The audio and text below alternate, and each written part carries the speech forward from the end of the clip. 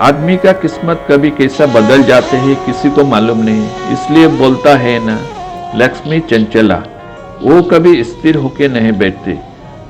आज जो राजा है कल फकीर बन सकता है, और जो आज फकीर है वो कल राजा बन जाता।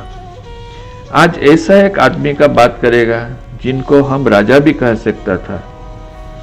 उस आदमी का नाम था जमींदार रुद्र सिंह चौधरी। तो दोस्तों, स्वागत करते हैं आज का वीडियो में। कैलाशहर का जमींदार रुद्र सिंह एक विचक्षण पुरुष था। उन्होंने 1929 सन में खुद का वंशज का इतिहास लिखाया, जिन्हें उन्हीं का दुर्दशा का परिचय मिलते हैं। उन्हीं का पूर्वज पितामह कृष्णदास सिंह और प्रपितामह मणिपुर के बिष्णुपुर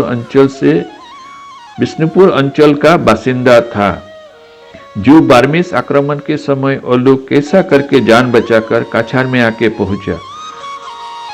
उसके बाद वो लोग काछार का सूरजपुर में कुछ साल बहुत कठिन दिन से गुजरा। फिर अच्छा मौके का तलाश करके वो लोग श्रीहट्ट का झालूपारा नामक गांव में चला गया। वहां में जाकर भी वो लोग का उन्नति नहीं हुआ। उसके बाद वो लोग बानुगास परगना का रामपात नामक गांव में कुछ दिन ठहरा। अंत में जाकर वो लोग कैलाशहर में आकर जंगल वगैरह सफाई करके कुछ लोगों ने वहां में बसेरा बसाया। बाद में जाके वो लोग त्रिपुरा का महाराजा कृष्ण कुमार माणिक्य बहादुर से जमी का सत्ता लिया। वही बात रुद्र सिंह का पितामह महलदार आनंद सिंह जी का जमाने का बात था। रुद्र सिंह का जन्म 1877 ख्रीष्टाब्द पर हुआ था। पिताजी का नाम भद्र सिंह और माताजी का नाम भाग्यवती खत्रानी। उनका प्रारंभिक शिक्षा उनका पिताजी ने गांव में स्थापित किया स्कूल में ही शुरू किया। फिर कैलाशहर का युवराज स्कूल में पढ़ाई किया था। उसी स्कूल में रहते वो कुछ छात्रवृत्ति पाया और माइनर तक अच्छा से पास किया।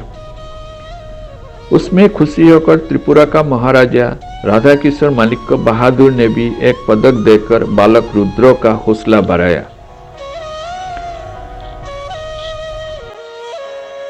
उसके बाद का पढ़ाई करने के लिए वो राजधानी शहर अगरतला में जाकर उमाकांत एकेडमी दाखिला लेने का बावजूद आर्थिक तंग के कारण पढ़ नहीं सका।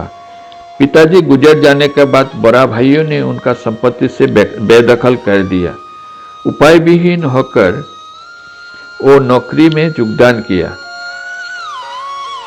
1900 सन में वो कैलाशहर युवराज स्कूल में द्वितीय पंडित का नौकरी, 1902 सन में धर्मनगर फटिकुली स्कूल में हेड पंडित, 1903 सन में गुलदारपुर निन्मो बांग्ला स्कूल में हेड पंडित रहकर वहां से वो अवसर लिया। नौकरी करते समय उन्होंने लगनी व्यवसाय का साथ जुड़ गया। उनमें उसको बहुत फायदा होने लगा। उसके सिवाय गांव का जमी संक्रांत तो कुछ भी छोटा बड़ा काम में उसको बुलाने लगा, क्योंकि तब देश तथा समाज में लिखाई पढ़ाई करने वाला आदमी नहीं के बराबर था। काम के साथ साथ उन्हीं का रुपया का तंग भी खत्म होने लगा। खुद का उन्नति करने का साथ साथ जरूरतमंद लोगों को भी मदद करने लगा। देखते देखते संपत्ति का हिसाब कुल 20 साल जमी हो गया। त्रिपुरा महाराज का तरफ से उन्हीं को चौधरी उपाधि दिया गया। अभी उन्हीं का एक ही लक्ष्य है, जनसेवा। गांव का आदमी को शिक्षित करने के लिए स्कूल का भूमि दान, खुद का रुपया से स्कूल बनाया और पीने पानी का जरूरत मिटाने के लिए बड़ा सा तालाब खनन कराया।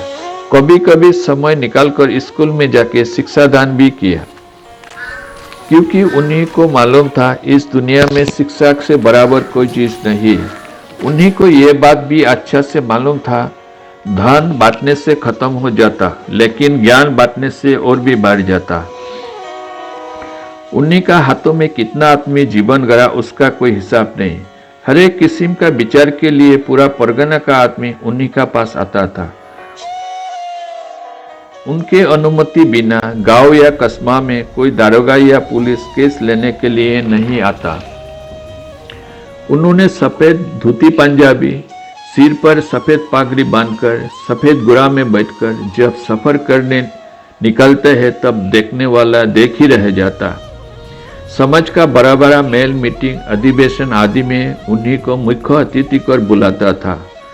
उसी समय विष्णुप्रिया मणिपुरी का दिग्गज व्यक्ति जैसा तनु बाबू, कीर्ति बाबू आदि महान गुणियों उन्हीं का अतिथि बनकर धन्य हो गया। विष्णुप्रिया मणिपुरी समाज का ये प्रभात पुरुष 1944 सन का फाल्गुन महीना इस मायामोह दुनिया को मोह त्याग कर नित्यधाम में यात्रा किया। वो आज हम लोग का बीच में नहीं है, लेकिन उन्होंने शुरुआत किया कर्मराजी आज एक मामूली पेड़ से बड़ा होकर विशाल महिर वो बन गया। ये है आज का वीडियो।